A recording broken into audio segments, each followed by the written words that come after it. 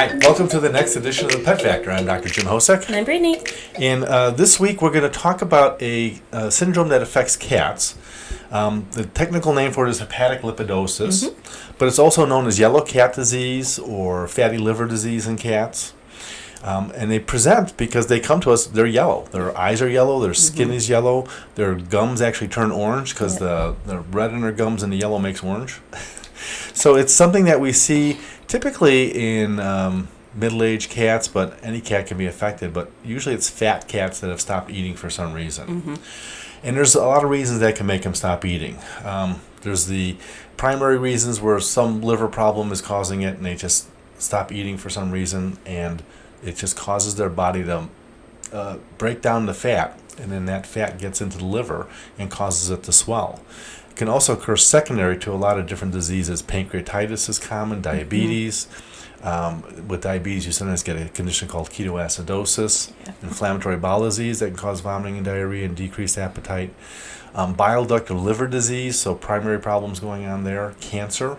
There's also toxins that have been associated with this, certain antibiotics like tetracycline. Pregnant cats have been known to develop this because their body's breaking down a lot of fat to feed those kittens if they're not getting good nutrition.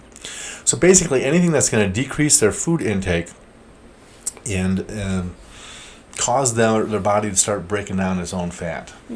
So cats actually have this propensity to build up fat in their liver cells.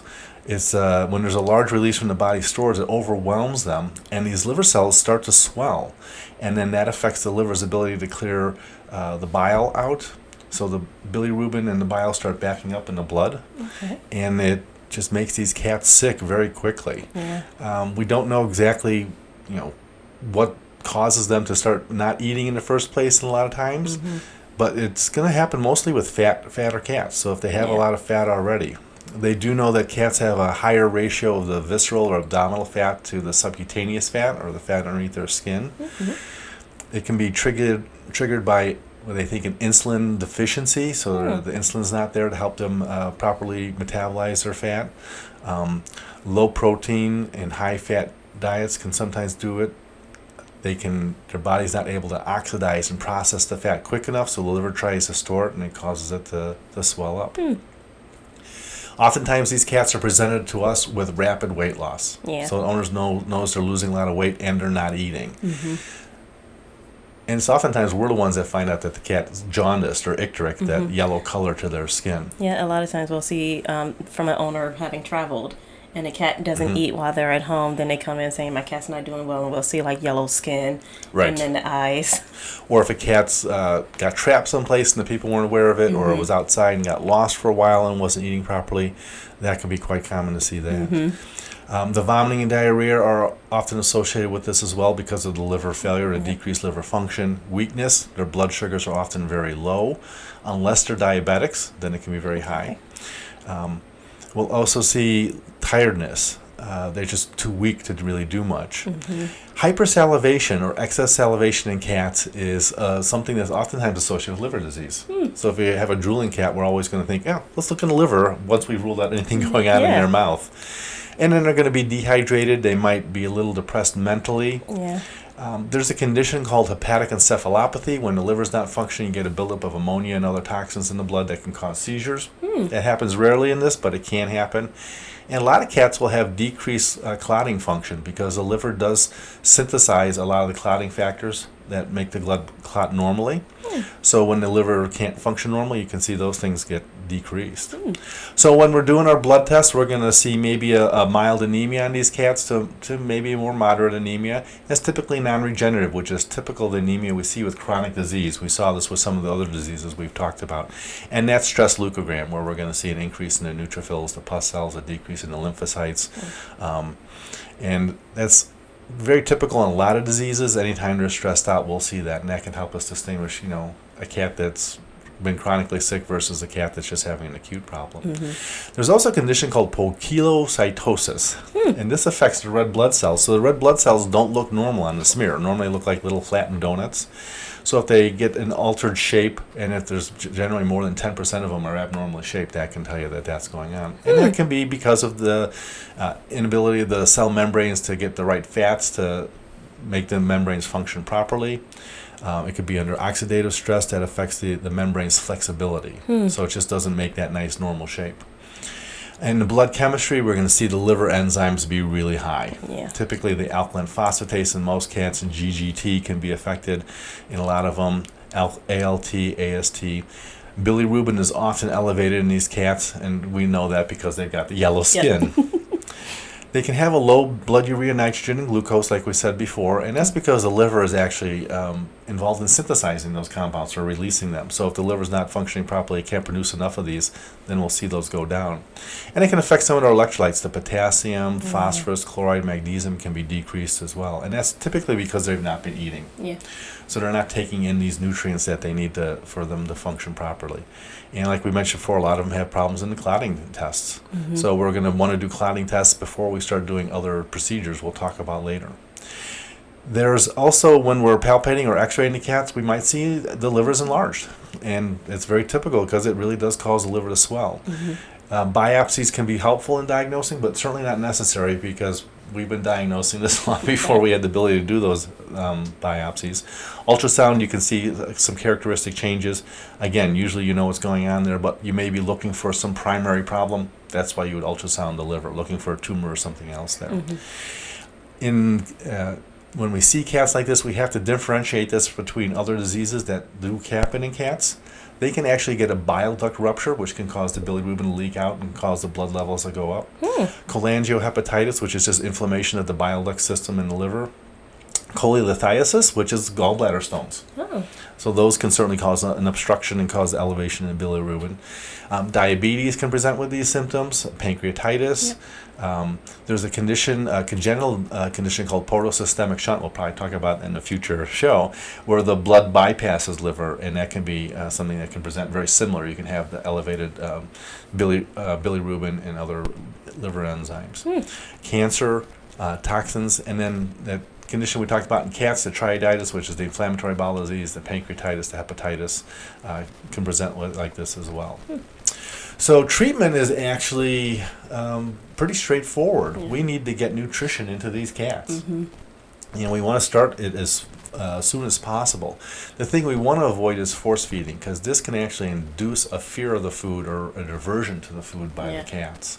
So if you sit there and you're trying to put food down their mouth all the time, every hour, they're going to get really tired of that, and they're going to bite someone, and they're just not going to want to even look at the food. So most of these cats that need treatment are going to get a feeding tube. There's 3 types of feeding tubes we'll often use. The one that I've used a lot is the esophagostomy tube, and we actually put a tube through their neck, right into the esophagus. And it's a very simple procedure to do. We make a little skin incision, we push that tube right into the esophagus, and we're able to then slide that right in the stomach, and we can tape it up around their neck with a little bandage, and we can feed them very easily, the tube sitting in their stomach. Nasogastric tubes can be used, especially in cats that are really sick and will tolerate it. That's where you slide a little tiny tube up their nose, and it goes up their nose and the back of their throat, and then they swallow it down. And it just stays there? It goes, well, you have to feed it all the way down to the stomach, so it's a long tube. No, I mean for like days until they're eating? Right. How many cats leave that in there? You stitch it to the side of their face there, and you put a cone on them, and that's how you deal with it. Wow. The problem with that tube is it's often smaller than the esophagostomy tubes, so you have to it has to be a really liquid diet or puree diet, because those tubes can get clogged pretty easily. And then the last is a stomach tube. We don't like to use that as often, a little bit more complications than the esophagostomy tube, but sometimes that's going to be the best way to do it. If the cats can't tolerate it, you can't get that esophagostomy tube in. One of the things that we have to be careful of when we're feeding these cats and getting their nutrition back is not to get them back too quickly. There's a condition where you can actually correct the electrolytes too quickly, and if those get up too high too quickly, it can actually start to affect the brain and cause neurologic symptoms. So we usually start them on a smaller part of their normal feedings and then gradually increase it over 7 days. Our goal is to get them up to 40 to 60 calories per kilogram. So a typical cat's can be about 4 kilograms, so somewhere between 160 and 240 calories a day. And it's usually going to be a support diet, like our AD is already kind of liquidy and mushy, and we add a little water to that can go down the tube pretty easily. You can also hydrate them that way too, so if the owners are going to take the cats home, they can actually continue to give water and food through that. When we're giving them IV fluids, we're going to, again, avoid fluids with glucose and lactate, because that can worsen that electrolyte depletion and trigger more fatty accumulation in the liver. So it can actually be more harm than good. So we'll stick with like a sodium chloride drip with those type of cats or other fluids that might have other things in there. Vitamin K for clotting problems. So if we see decreased clotting times, we're going to start on vitamin K. That's going to be given orally or through the stomach tube. Typically, if we're going to be putting in a tube and we know they have clotting factors, we're going to want to actually start the vitamin K before we put the tube in, because there can always be bleeding, especially when you're doing a esophagostomy tube or a gastrostomy tube. We're going to also get them on vitamin B supplementation, vitamin B12 shots once a week, and probably some daily B complex in the fluids that we're giving them. B vitamins are just not retained in the body. They're flushed out by the kidneys and continue to be deficient in these cats that haven't been eating. And sometimes supplementing phosphorus and magnesium may be needed for these cats. There are specific supplements for that. Again, watching those electrolyte levels are going to tell us what's going on. So monitoring these cats every day can be very helpful. There's an amino acid called L-carnitine that can actually help improve the fatty acid metabolism and oxidation and the glucose utilization and decrease that fat accumulation in the liver cells. You can't get the L-carnitine you're going to buy in the nutritional store. It has to be medical grade and it has to be dosed properly, and we'll give it through that feeding tube. The other important thing when we're treating these cats and supporting them is find if there's anything that caused this that we can determine. So if there's one of those underlying causes, the diabetes or the pancreatitis, we want to be managing that as well. Because if we don't, they're not going to start eating on their own. We also want to give them medications to help suppress the vomiting. So antiemetics will do that. We want to put them on an antibiotic if that's indicated with an underlying problem, but generally most of these cats don't need an antibiotic. They don't have an infection. They just got a bad liver here. And then we're going to avoid drugs that can promote fat accumulation in the liver, and there's a lot of drugs that can do that. Stanozolol is a old anabolic steroid. Winstrol was the name of that. We used to use that a lot for skinny cats that were trying to get some weight on, but that'd be totally contraindicated in this case. We mentioned before tetracycline's an antibiotic that can be associated with this. Glucocorticoids or steroids, prednisone, are drugs that can do that as well. We're going to also avoid bupivacaine, which is a local anesthetic, and buprenorphine, which is an analgesic, a narcotic analgesic. And if we have to do anesthesia, shorter anesthesia the better, because under anesthesia we'll do that as well. The prognosis in these cats, we always tell people it's guarded. In one study, if it was secondary to some other problem, there was about a 20% survival rate. But with one research study they did in England, when they did really aggressive medical management, they got about an 80% survival rate of these cats. So it's really important that we get that aggressive medical management going. One of the key prognostic indicators is watching those potassium levels. If those fail to come back up, that's usually telling us things aren't going to go well for that cat. So if your cat is overweight and you're trying to lose weight, great. But if he stops eating, especially for a prolonged period of time, you got to be aware of this. And definitely bring him in. Don't say, hey, great, he's losing weight. That's what the doctor wanted me to do. We want him to lose weight, but not very quickly. And usually we don't want cats to go over 3 days without any type of food, because usually that's when all these issues are going to start happening. And just if your cat gets lost, if you're gone for the week and they just don't seem to be eating or look like a lot of lost weight, bring them in. Let us take a look. We'll see how things are going. All right, let's move on to pet health news. The first story we had today concerns CBD oil. And there's a lot of these CBD oils that are coming on the market. So how do you know they're good or not? Well, the problem is a lot of these are not very good. There's no federal standards for CBD oil. People can just slap a label on a package of olive oil and say it's got CBD oil in it. But there's products that are on the shelves that have virtually no CBD oil at all. There's a Cornell University researcher, Joseph Wachschlag, who's working on identifying therapeutic uses for this. Said most of these products might have nothing or less than 2 milligrams per milliliter. And what they found is that in order for the drug to be effective, there has to be at least 25 to 75 milligrams per milliliter. So when there's a lot of people out there just trying to make a dollar off this, they're trying to take advantage of people who are trying to do the best for their pets. There was a farm bill that was passed recently that lifted a lot of the restrictions on farming hemp. So that's made a lot of this become more affordable and easier to get. There, you can find CBD chewies and oils and sprays for their pets. It's basically right now a $400 million market that's more than grown tenfold since last year. Wow. Expected to reach $1.7 billion by 2023.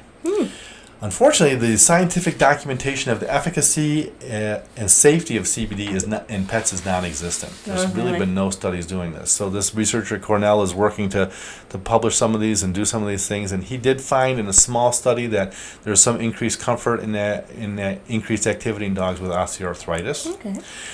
They're working on doing some larger clinical studies, working with the American Kennel Club, Canine Health Foundation with that.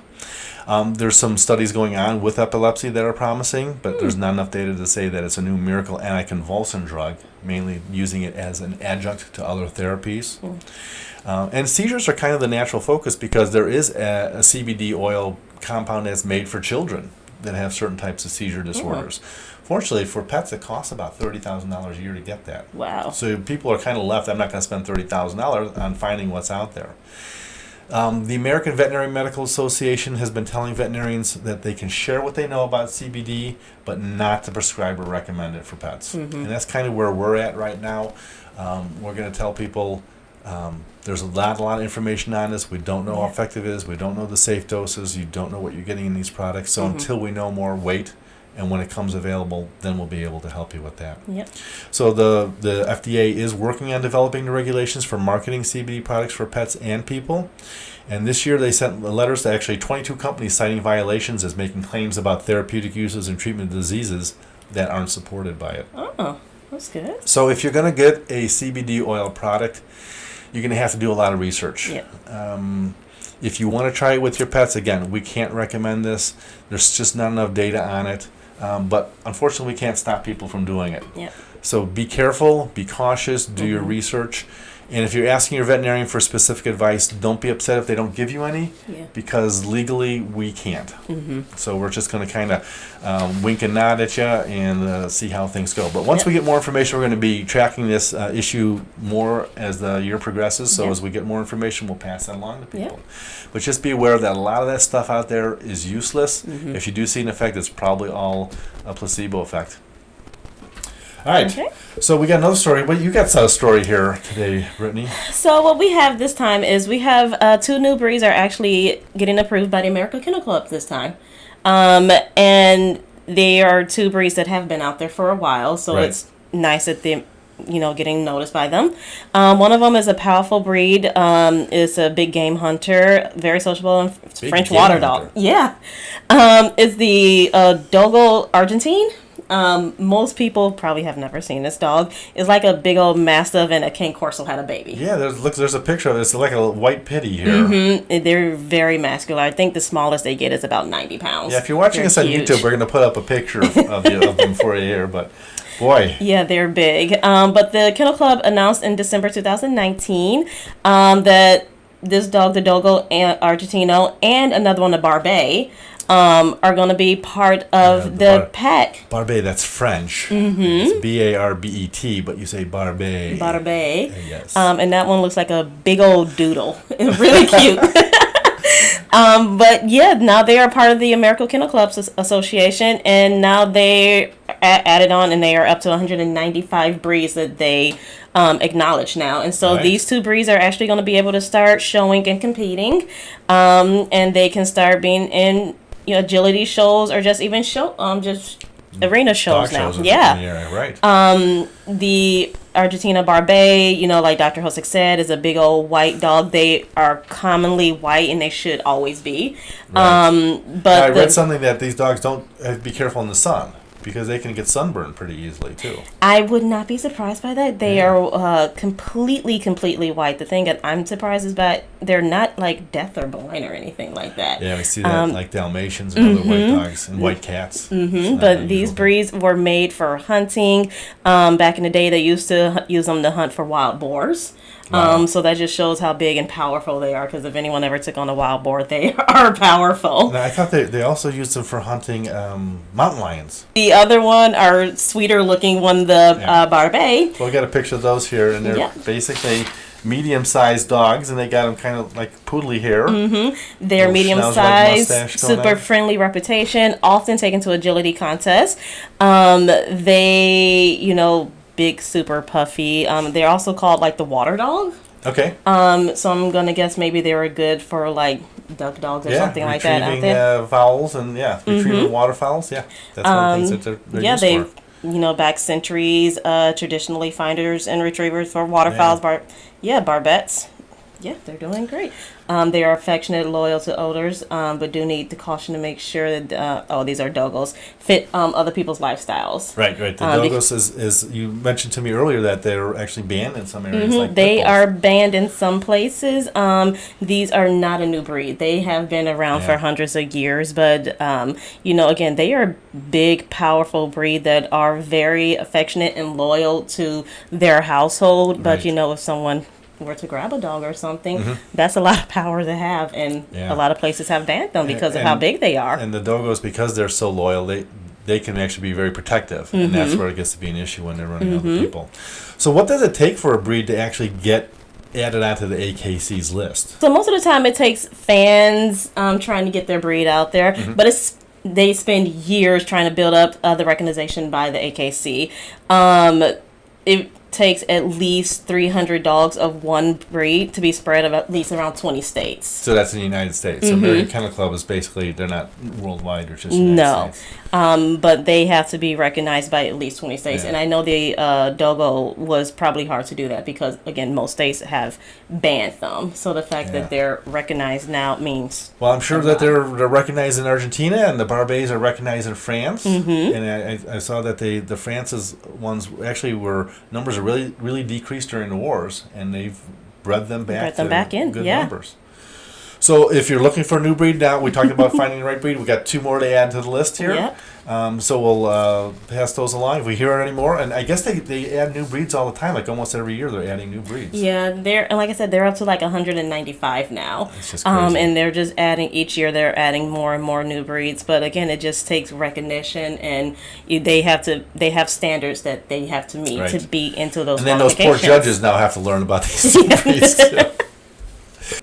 Our last story today is actually about the Australian wildfires and ways that people can help out, sort of by helping out the veterinarians. Yes. So we belong to the American Veterinary Medical Association. They have a charitable group called the American Veterinary Medical Foundation. Yes. And they're going to produce matching funds up to $50,000 of people who are donating to help veterinarians that have been affected by the fires.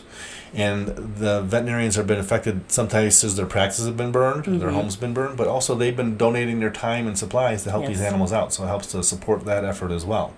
So the funds are going to be made available to the Australian Veterinary Association's Benevolent Fund, and that's going to provide a financial assistance to the veterinarians who've lost their own property due to the fires and have provided charitable care for the impacted animals. Yeah. Reports have said that there have been deaths of up to 1 billion animals, including some species only found in Australia. Further, at least 24 people have died and 2,000 homes have been destroyed. At least 15 million acres of land have been burned. I heard it was like the size of the state of Indiana. Wow. So if you're looking for a way to help out the veterinarians, because they're doing their best to help out as well. And that's the AVMF, the American Veterinary Medical Foundation, and we'll put a link up that on our blog. Yep. Okay. So now we're going to move on to Case of the Week. Yep. Case of the Week. All right. This week we have a dog. Let's see here. Actually, there's a dog and a cat that came in on Saturday. And animals aren't sick. They're actually very healthy. But the owners are transporting these animals to Italy. Yes. So one of the big things that we have problems to deal with is international travel with our pets. There's lots of rules and restrictions and procedures you have to follow. And if you get it wrong, you're going to end up not being able to travel with your pet, or they're going to end up quarantined on the other end, or you're going to be paying big fines and stuff. Yeah. So you want to find a veterinarian who's accredited with the USDA, because they're the only ones who can sign the international health certificates. You need to make sure you visit the APHIS website, APHIS, and if you type Google APHIS and travel to Italy with my dog, it'll come up with all the information that you need to make sure you get everything ready. Right. So the animals in a lot of these places need to have an internationally recognizable microchip. Yeah. They need to be vaccinated for rabies. Yes. And one of the things that, because one of these dogs was a puppy, He'd been vaccinated for rabies, and then the microchip was put in. Yes. It has to be the other way around. You have to get their vaccine first and then the microchip. So this dog had to get revaccinated for rabies. Oh. So it had been vaccinated 4 months ago. We have to do it again. again. The other thing is time. These have to usually be done within 30 days. And a lot of these international health certificates need to be endorsed by a USDA veterinarian. Mm-hmm. So Department of Agriculture veterinarian. So it needs to be either taken to their office or mailed to their office. I think there's an office in Chicago. There's one down in Springfield in Illinois, but you'd have to look for your individual states where to find that. And that has to be endorsed within 10 days of the animal arriving in Italy. Okay. So there's a lot of steps that have to be done. If something gets wrong, it's going to be a mess. So make sure you start doing this research months before you're going to travel. Make sure you work with your veterinarian. Make sure that they have the ability to sign these international health certificates, and that you get all the paperwork ahead of time to make it a lot easier. Yeah. We'll do our best to help you out, but sometimes it might mean postponing a trip or having the animals travel separately. Well, and then a lot of these things, if you plan on traveling with your pet, make sure it's actually worth it too, because most places, even if you get everything correct, you still have to quarantine your pet for weeks or months. So if you're only going to be visiting for a week and your dog has to be quarantined for 2 months, it's not even worth all the struggle and pain to bring them there. I would just find a sitter and leave them home. And every country is going to be different. A lot of the European Union countries have kind of banded together and had a very similar thing. So you can actually get a pet passport from the European Union. That makes things a lot easier. But you have to get it there. So if you're traveling there, talk to a veterinarian there, see if you can get the pet passport, so that if you're going to be going back and forth, you can make that travel a lot easier going forward. All right. Now let's move on to tech tips. And this has to do with the fact that we had a cat come in the other day that had gotten all anxious, had pooped and peed in his carrier. We had to take it all apart and stuff. And there's some things that we can do when we're selecting a carrier for a cat to make transporting them a lot easier, cleaning a lot easier, examining a lot easier, and just everything a lot easier. Because there's lots of different carriers out there, and I've seen them all. It's gone from these little wooden ones with screening on them that have clips that look like they're homemade, to these newer plastic ones, to the top opening ones, which I really like. And then there's the some that can be disassembled with these screws and wing nuts. So what should people be looking for when they're getting a cat carrier? And if they have one of these older cat carriers, what should they be looking to replace it with? So a lot of times when we're looking for cat carriers, we want to pick one that's going to suit your lifestyle for your pet. If you're traveling with your pet in the car and they tend to get stressed out a lot of times maybe a harder one would be easier for you, because at that point you can put in a nice soft bed, you make it padding. There's still the vent holes on the side so they can see. And then a lot of times they do have the top opening, so it makes it easier to get your pet in and out of the carrier. And then including the front part as well. A lot of soft carriers tend to zip all the way around, which, if you have a cat that's really good about getting in the carrier, that's fine. But if you have a cat that you're struggling to get in there, you don't want to have to do a complete 360 with your carrier and still hope that the cat just sits there. And I see some cats actually be able to get their hand in that zipper in the zipper part and open it. Yep, and make it easier for them to get out. Well, and then a lot of times these soft ones for cats with long nails, they tend to get nails caught in them a lot. There are a lot of times when we have those soft carriers that we go to get the cat out and they're stuck, and we have to cut the nail out of the bed because they're stuck in there. Which, if it was a harder carrier, if you're stuck in the bedding, we'd just take the cat and the bed all out at the same time. These softer ones, we have to take apart a whole carrier. It's nice when you can just slide the bed out and with the cat on it, and they're comfortable sitting on their bed. The harder ones, again, they're great carriers, but the thing about those too, sometimes, like you said, there's the nuts and everything that you have to twist apart, and if you lose some pieces, then I guess maybe you can go online and try to find replacement nuts and bolts for these things. But a lot of times they have up to 8 screws that you have to go around the carrier, and depending on how many pieces you lose, these carriers can just fall apart. We've had times where owners were carrying the carriers and they've only had like 4 screws in, and next thing we know, the bottom piece falls and the cat's just running down the clinic. And so we have to give them one of our little box ones. Which isn't as great, but it gets the cat home. So the hard ones are great, but you have to make sure you keep all the pieces together. And then a lot of them have like the metal doors that do tend to rust up depending on how you're storing these carriers. If you're leaving it outside in a garage or something like that, these can get rusted, and it can be hard to open and close the latches on these doors, which make it really hard to get the cat in or out the carrier sometimes. And then you do just want to be careful doing that, because you want to make sure that the latch is completely closed, because if you pinch it together and it stays together and you think the door's closed, the door's just going to swing wide open and your cat's just going to get out. Yeah. Now, I've seen some of these carriers, you mentioned how hard it is to do those nuts and bolts. They have actually easy opening little clamps that hold. And they just flip up and lock down. And I assume those are more expensive, which is why more people don't have them. But those make it really easy. Those are really nice.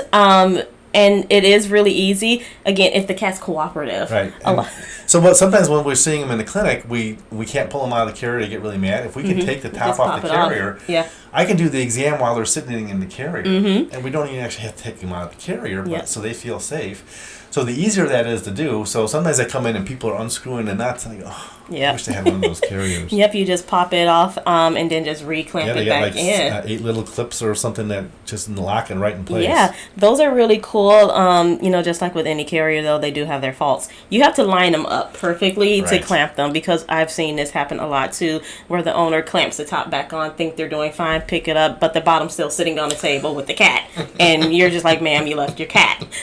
So you have to make sure these are lined up, and you want to hear this snap. That the carrier has been closed.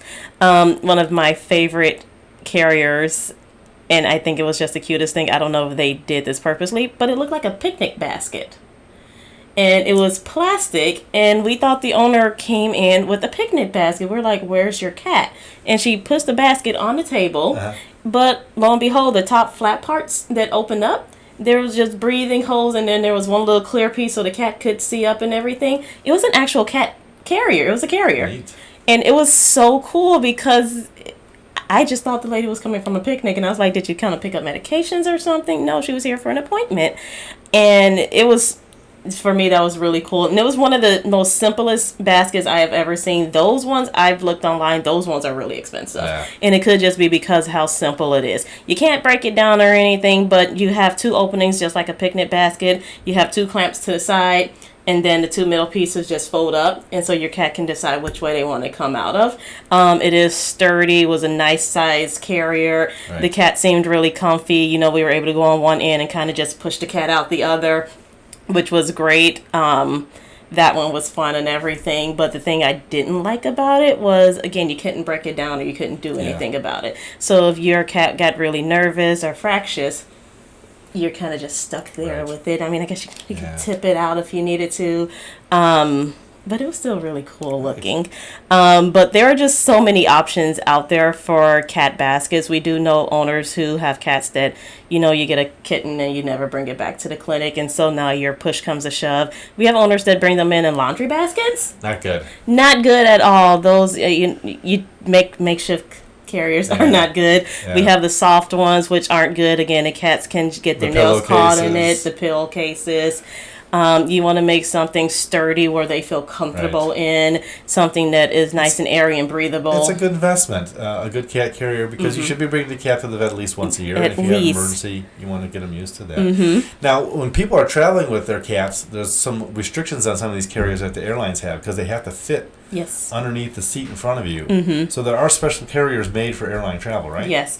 So special carriers for those, and most of them are like the nut and bolt ones. So it is like the 3-piece carrier where there's the bottom, the top, and the door. They do not want the ones with the wire top that you can open the tops. They want the ones where there's only one opening. Right. But you can have the ones where they have the top piece where there are extra bowls and you can hide food trays and things like that. That is okay, but you do have to announce that you have all these things for your pet on that part of the carrier. And then they do come in multiple sizes, but you have to be able to get the carrier in front of you, like you said. So if you want to have your cat get some extra room, you can go up a size for the carrier, but at the same time, you can't do a size for a Great Dane and think you're just going to be able to have your cat sitting in front of you. That's not going to happen. No, they have to be able to slide in there. And no, they won't let the cat on the plane if that carrier won't fit in that space. So research that before you go. Yep. All right. A lot of good tips for traveling. So if you are going to be traveling, like we mentioned with the health certificate issue, Yep. Most airlines are going to require that too. Take that time to ask you, hey, is this carrier going to be good? Mm-hmm. Check with the airlines. They'll oftentimes give you pictures of the type of carriers that they accept. Mm-hmm. So make sure, and if you're traveling a lot, invest in a nice carrier that's going to Yep. be comfortable for the cats. All right, well, that's it we have for this week. Yep. I would like to remind people, if you're enjoying the podcast, go ahead and follow us. If you're on YouTube, subscribe. Make sure you minimize it. I think the button's underneath Brittany here. Maybe down there. Yeah. Okay. Or somewhere Right there. there. Yeah. Okay. Yeah. The more followers and subscribers you get, that way you'll never miss an episode, and we'll Yep. let you know as soon as it comes up. Next week, we're going to be talking about ear hematomas, Yep. which is this blood fills up in the ear. So that's a really kind of interesting thing. So we'll see you next time. I'm Dr. Jim Hosek. I'm Brittany. Bye.